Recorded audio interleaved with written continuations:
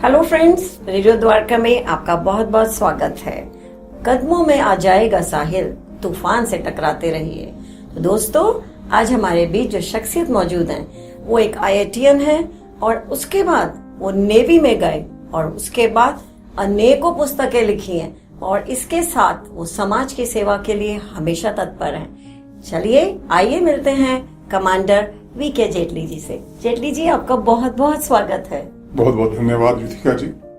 हम आपसे सबसे पहले जानना चाहेंगे कि एक IITian, नेवी, कुछ समझ सा नहीं आता और बड़ा मुश्किल, दोनों ही कितने मुश्किल अचीवमेंट्स हैं। IITian और नेवी के कमांडर, ये कैसा सफर है? युथिका जी, सबसे पहले तो मैं आपको ये बताऊं कि मेरी जो स्कूलिंग हुई वो जम्मू कश्मीर में हुई। वहां से प्री यूनिवर्सिटी करने के पश्चात मैं पहली बार दिल्ली आया था। IIT गए, पता चला कि हमारा रिजल्ट बहुत लेट निकला था, एडमिशंस बंद हो चुकी थी। फिर मैंने दिल्ली में 1 साल हंसराज कॉलेज में फिजिक्स ऑनर्स किया। अगले साल IIT दिल्ली गया तो पता चला कि yes, based on my last year marks I can get admission. तो मेरी फर्स्ट चॉइस IIT खड़गपुर थी, इलेक्ट्रॉनिक्स डिपार्टमेंट में, और मैं IIT खड़गपुर चला गया। और क्यों गया IIT खड़गपुर इतना दूर? एक तो इलेक्ट्रॉनिक्स डिपार्टमेंट वहां पर था, सबसे पहला IIT, सबसे बड़ा IIT, सबसे सुंदर IIT, और उस सब के अलावा मेरे दिमाग में बंगाल काफी घुस चुका था। बचपन में मैंने क्रांतिकारियों की कहानियां बहुत ज्यादा पढ़ ली थी, वैज्ञानिकों की कहानियां पढ़ी थी, स्पिरिचुअल लीडर्स की कहानियां पढ़ी थी, और सभी के क्षेत्र में बंगाल 1 नंबर पे आता था। तो इसलिए मैं सोचता था बंगाल में जाना चाहिए। वहां उस समय जब गया तो IIT में चला गया तो थोड़ी देर के लिए फौज के बारे में नहीं सोचा, लेकिन प्री फाइनल ईयर में वहां पे एक सिलेक्शन होता था नेवी का, और फाइनल ईयर में बेसिक पे भी देते थे। जैसे पता चला वो बेसिक पे देते हैं, पिताजी अभी भी रिटायर हुए थे, कड़की चल रही थी, तो मैंने कहा चल बेटा, ये बढ़िया एरिया है। और उसके अलावा मैंने 1965 की लड़ाई और 1971 की लड़ाई जम्मू में रहते हुए बड़े क्लोज क्वार्टर से देखी थी, तो मन में फौजियों के प्रति एक बहुत बड़ी श्रद्धा थी। तो जब मौका मिला तो मैंने कहा चल बेटा, नेवी में चलते हैं। और हमारे बड़े भाई साहब आर्मी में जा चुके थे 2 साल पहले, तो नेवी में गया और उन्होंने सिलेक्ट भी कर लिया। आपने अपनी बात के दौरान बताया कि आपके पिताजी रिटायर हो चुके थे और कुछ पैसे की प्रॉब्लम थी। तो हमारा ये जो प्रोग्राम है इसका नाम है रिटायरमेंट के बाद। तो आपने जैसे वो समय फेस किया कि जब आपके पिताजी रिटायर हुए, तो हमारा जो पहला हम जो ध्यान लोगों का, अपने दर्शकों का दिलाना चाहेंगे वो यही है कि ये कड़की वाला ना फेस करना पड़े, इसके लिए फाइनेंसेस को कब से और कैसे मैनेज किया जाए। देखिए, मैं फाइनेंशियल एक्सपर्ट नहीं हूँ और आपको शायद कोई प्रॉब्लम नहीं, लेकिन मैं सोचता हूँ कि हम शायद मध्यम क्लास भी नहीं बल्कि लोअर मिडिल क्लास बोलूंगा, हम उस वहां से आते हैं। मेरे पिताजी सिंपल उर्दू स्टेनोग्राफर थे इंटेलिजेंस ब्यूरो में, और पेंशन क्या होती थी, पे भी क्या होती थी, बड़ी नाम मात्र, ना के बराबर होती थी। तो डेफिनेटली हमने वो कठिन पीरियड काफी गुजारा है जब हम स्कूल में पढ़ते थे, कॉलेज में पढ़ते थे। लेकिन जब एक बार नेवी में आ गए तो नेवी में एक बड़ा respectable life and decent salary यू कहिए आप। और जब हम नेवी से मैंने रिटायरमेंट लिया 23 साल के बाद, तो उस दौरान भी 23 साल के बाद पेंशन कहूं तो बहुत ही कम थी उस समय, 23 साल के बाद, which was not sufficient for me, my wife and 2 daughters that time। तो ऑब्वियसली मैंने जॉब वगैरह करना था, तो पहला जॉब मेरा एज ए डीन रहा, उसके बाद मैं सिस्को सिस्टम में गया, फिर 2 कंपनियों का प्रेसिडेंट रहा। And let me tell you, 2010 के बाद मैंने कॉर्पोरेट ट्रेनिंग शुरू की मैडम, एंड वो कॉर्पोरेट ट्रेनिंग्स बहुत बढ़िया रही मेरी, which continue till Covid you can say. और ठीक ठाक पैसे आ जाते थे, अच्छी ट्रेनिंग करता था मैं। And I started with, let me tell you, with 30,000 rupees per day, and I went up to 1 lakh रुपए पर डे। ये अलग बात है कि महीने में सिर्फ 2 या 3 दिन की ट्रेनिंग आती थी, but still it was good, it was very good. But मुझे समहाउ कभी भी पैसे का लालच नहीं रहा, पैसे जोड़ने का भी मेरे मन में कभी नहीं आया, क्योंकि एक गारंटी है कि हर महीने पेंशन तो आनी ही है, और बीइंग ए फौजी सरकार हमारे हेल्थ का भी पूरा ध्यान रखती है, हमारे मिलिट्री हॉस्पिटल्स वगैरह हैं, तो इसलिए जोड़ने के बारे कभी सोचा नहीं। 2 बेटियां हैं, उनकी शादी होगी, अपने अपने घर में एकदम प्रसन्न है। तो अब मोदी जी ने जब हमारी पेंशन OROP के थ्रू बढ़ा दी, यहां से यहां पर लेके आए, तब मैंने कहा अब मुझे काम करने की आवश्यकता नहीं अपने परिवार के लिए। Pension is more than good enough. अब मैं पूरा का पूरा समय अपना समाज के लिए लगाऊंगा। तो आज मैडम एक यूथ फॉर नेशन करके ऑर्गेनाइजेशन है, उनकी तरफ से कहिए या डायरेक्टली लोग मुझे भी अप्रोच करते हैं, मैं ऑल ओवर इंडिया कॉलेजेस और यूनिवर्सिटीज में लेक्चर देता हूं। इस समय 250 से ऊपर यूनिवर्सिटीज में मेरे लेक्चर हो चुके हैं, कॉलेजेस में 250, and that includes colleges in south, let's in Chennai also. East में जाऊं तो गुवाहाटी, IIT गुवाहाटी में भी जाता हूं, नॉर्थ में IIT मंडी भी गया था लास्ट ईयर में। तो इस प्रकार से मैं पूरा हिंदुस्तान के साथ जुड़े हुए हैं। ये अलग बात है, द्वारका के कॉलेजेस मुझे नहीं जानते। अब शायद अब रेडियो द्वारका के थ्रू उनको भी पता चले तो वो बुलाना शुरू कर दे, तो आई एम अवेलेबल, जो मैं बताना चाहूंगा। और इवन स्कूलों में भी जो 10वीं 11वीं 12वीं के बच्चे हैं, I can go and motivate them. और जब मैं उनको मोटिवेट करता हूं तो मेरा एक मैसेज रहता है, राष्ट्र सर्वोपरि। बिल्कुल, ये मैं वही भावना उनके मन में पैदा करना चाहता हूं कि राष्ट्र से बढ़कर के कोई चीज नहीं है। Coming back to your questions, आजकल लोगों के दिमाग में पैसा इकट्ठा करने की होड़ लगी हुई है। अरे भाई साहब, सारा पैसा तो यहीं रह जाना है। पैसा उतना कमाइए जितना आपके लिए आवश्यक है, उससे ज्यादा कमाओगे तो that's a burden on you. पर सर, ये बात तो आपकी बिल्कुल सही है। लगा, और आप जैसे यूथ फॉर नेशन के साथ जुड़े हुए हैं जी, तो आप यूथ को क्या संदेश देंगे? क्योंकि आज का यूथ ही तो 10 साल 20 साल बाद जाके 30 साल बाद फिर वो रिटायरमेंट के एज में आना है। तो पैसा सेव तो करना ही चाहिए ना। पैसा बहुत कमा रहे हैं, लेकिन आपको उस समय के लिए जब आपकी कमाई नहीं है, आप तो फॉर्चुनेटली फौज से हैं और आपको रिटायरमेंट के बाद आपको बहुत पेंशन। मैं समझ गया आपकी बात, मैं समझ गया। आजकल के यूथ, मेरे अपने बच्चे भी, मेरी बेटियां, मेरे दामाद, मैं कई बार सोचता हूं कि ये बहुत ज्यादा खर्च करते हैं। कमाते भी अच्छा है, देयर इज नो डाउट, उनकी सैलरी भी अच्छी है, लेकिन मैं ये कहूंगा कि पैसा वेस्ट मत कीजिए। जो आवश्यक है ठीक है, नो प्रॉब्लम। सी, हमारे पिताजी माताजी ने या हमारे टीचरों ने हमको एक चीज बताई थी, simple living and high thinking. मैं कहता हूं, let us go for high living and high thinking. Nothing wrong with high living, but thinking भी हाई रहनी चाहिए, वो भी हाई रहनी चाहिए। और जो हाई लिविंग है, जो पैसा खूब कमाओ दबा करके, लेकिन मेहनत के साथ, बिना किसी को एक्सप्लॉइट किए हुए, बेईमानी का पैसा नहीं, मेहनत का पैसा कमाइए। और पैसा इतना कमाइए कि कल को आपके घर में जो बाई काम करती है, मेड सर्वेंट काम करती है, वो बोले जी मेरी बेटी की शादी है, तो आप 50,000 रुपए का चेक काटने के लिए समर्थ हो। इतना कमाइए पैसा, मजा आ जाए उसके अंदर। लेकिन कमाना इतना आसान तो नहीं है। मैं मानता हूं इतना आसान नहीं है, लेकिन मैं बताऊं, आजकल जो हमारे बच्चे MNCs में काम कर रहे हैं, उनकी सैलरीज बहुत है। ये अलग बात है, वो खर्चा भी बहुत ज्यादा कर रहे हैं। तो ये मैं उनको जरूर संदेश देना चाहूंगा कि यार पैसा वेस्ट मत कीजिए, पैसा वेस्ट मत कीजिए। उन लोगों का सोचिए जिनके यहां कड़की चल रही है, थोड़ा पैसा उनको ट्रांसफर कीजिए। और हमारे धर्म में भी कहा जाता है कि भाई अपनी सैलरी का 10% समाज के लिए खर्च कीजिए। मैं कहता हूं 10% मत कीजिए, 5% भी मत कीजिए, बट 1% तो कम से कम कीजिए समाज के लिए। ये बहुत जरूरी है। अगर हम सब लोग करना शुरू कर दें तो मेरे ख्याल से जो वंचित लोग हैं उनका सबका स्तर ऊपर आ सकता है। तो मैं कहता हूं पैसा कमाने में कोई बुराई नहीं है, खूब कमाओ, लेकिन ईमानदारी के साथ कमाओ। और यस, जो लोग प्राइवेट जॉब में हैं, फॉर द रेनी सीजन जो कहते हैं, थोड़ा बहुत अपना रिजर्व रखिए। ये नहीं कि कल को ठन ठन गोपाल हो जाए, वो भी नहीं होना चाहिए। सो बिल्कुल उसका ध्यान रखना चाहिए आपको। तो दर्शकगण, आपने देखा कि कमांडर साहब ने कितनी अच्छी सोच समझ के साथ जो हमको सलाह दी है।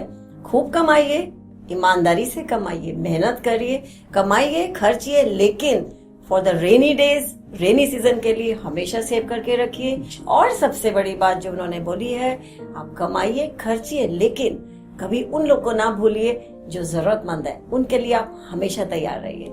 कमांडर साहब, ये तो आपने बहुत अच्छी सूझबूझ की बातें कही हैं। इसके साथ ये बताइए कि अपनी सेहत को कैसे ठीक रखा जाए। आपको बड़ा अजीब लगेगा क्योंकि आप तो जिस फील्ड के हैं, तो ये सोचने की बात नहीं है कि कैसे फिट रहा जाए, लेकिन आम इंसान और स्पेशली रिटायरमेंट के बाद, एक एज के बाद ऐसा होता है कि घर में बैठे वो बस। बिल्कुल, मैं बताता हूँ उसका फार्मूला बताता हूँ मैं आपको। थोड़ी बहुत एक्सरसाइज करना बहुत जरूरी है। मैं क्या एक्सरसाइज करता हूं, आपने आरएसएस का नाम सुना है? हाँ, बिल्कुल। राष्ट्रीय स्वयंसेवक हाँ संघ। जी। उनकी एक शाखा लगती है। मैं रोज सुबह शाखा जाता हूँ। काफी सुबह होती है ना? जी नहीं, इतनी सुबह भी नहीं होती। 6 से 7 बजे तक होती है। मैं थोड़ा देर से जाता हूँ, मैं 6:30 बजे जाता हूँ, क्योंकि मेरा भी काफी व्यस्त शेड्यूल रहता है। लेकिन वहां पे शाखा में जाकर के कपालभाति भी हो जाती है, अनुलोम विलोम भी हो जाता है, भ्रामरी प्राणायाम हो जाता है, वहां तक भी चल के चले जाते हैं। और फिर जब मैं उस पार्क में जाता हूं तो आजकल मैं नंगे पांव जाता हूं वहां पर, ताकि घास के ऊपर भी मेरा थोड़ा चलना हो जाता है। तो मैं कहूं कि मैं बहुत ज्यादा एक्सरसाइज करता हूं कि नहीं करता, लेकिन मैं शाखा में रेगुलर हूं। तो जिन लोगों को लगता है कि आरएसएस एक ऐसी ऑर्गेनाइजेशन है जो पूर्ण रूप से देशभक्त ऑर्गेनाइजेशन है, और बाय द वे आपकी जानकारी के लिए मैं बचपन से शाखा में जा रहा हूं, जम्मू से। नेवी के दौरान जब वो 23 साल थे, मैं शाखा नहीं जा पाया, बिकॉज उस समय मेरी डिसिप्लिन लाइफ थी और हम लोग इन सब चीजों से दूर रहते हैं। लेकिन जिस दिन मैं नेवी से रिटायर हुआ, अगले दिन मैं शाखा में था। तो आज भी मैं जाता हूं। सेक्टर 22 में हमारी जनक प्रभात रोड शाखा है। तो अगर आपके आसपास कोई शाखा लगती है, वहां पे जाइए। नहीं तो एक मॉर्निंग वॉक के लोगों की एक ग्रुप बना लीजिए, उसके साथ मिलजुल करके कीजिए, और बाबा रामदेव का वीडियो देख लीजिए कभी कभी, और just follow him. I think you will remain healthy. और सबसे बड़ी चीज, हमेशा खुश रहिए। That's very important. Keep cheerful, keep smiling, keep laughing. बहुत इंपॉर्टेंट है। तो कमांडर साहब, आपने ये बताया कि पैसा सेव करना, तो आपने कहा कि कुछ नहीं, लेकिन आप पैसे को कैसे इस्तेमाल करें, कैसे जोड़ें, कैसे खर्चें, आपने बताया। सेहत का कैसे ध्यान रखें, ये भी आपने बखूबी बताया। एक चीज होती है कि एक समय ऐसे आता है जब अकेलापन ज्यादा लगने लगता है, कुछ समझ नहीं आता क्या करें। तो एक हमारा ये भी क्वेश्चन होता है कि अपने आप को बिजी कैसे रखें। अब मैं बताता हूँ मैं अपने आप को बिजी कैसे रखता हूँ। आपकी जानकारी के लिए मैं 68 प्लस हो चुका हूं। नवंबर में 69 का हो जाऊंगा मैं। और मैं आज भी, जितना मैं नेवी में बिजी नहीं था, उसके बाद कॉर्पोरेट में, उससे ज्यादा बिजी हूं मैं आज। ये मेरी पहली पुस्तक है, वी कैन। और ये एयरक्राफ्ट द्वारका मेरे घर से दिखाई देते हैं। राइजिंग सन की बैकग्राउंड में ये फोटो ली हुई है मैंने, और इसके लिए कम से कम 600 शॉट्स लिए होंगे मैंने। और ये मेरी दूसरी किताब है, मेनली उसकी हिंदी ट्रांसलेशन कहूंगा, with some modification little bit. और तीसरी किताब मेरी ये जो है, खुद ही हिंदी में। जी हाँ, बिल्कुल। पहले ट्रांसलेशन किसी ने की, फिर उसको मैंने मॉडिफाई किया काफी। अक्सर होता है लोग किसी और से लिखवाते हैं। और मैडम, ये मेरी 3rd किताब है, 100 great IITians dedicated to the service of nation. वो IITian जो हिंदुस्तान में रहे, जो हिंदुस्तान से बाहर भागे नहीं, या गए भी तो वापिस आ गए। अब आप देखेंगे इस बुक का गेटअप भी देखेंगे, और एक से एक दिग्गज लोग इस बुक के अंदर आपको मिलेंगे। इसमें नंदन नीलेकानी जी की भी कहानी है, नारायण मूर्ति जी भी कहानी है, इसरो के जो बॉस रह चुके हैं राधा कृष्णन जी, उनकी भी कहानी है।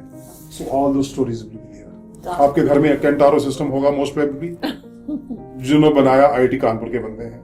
जियो यूज करते हो तो IIT खड़गपुर वाला बंदा है।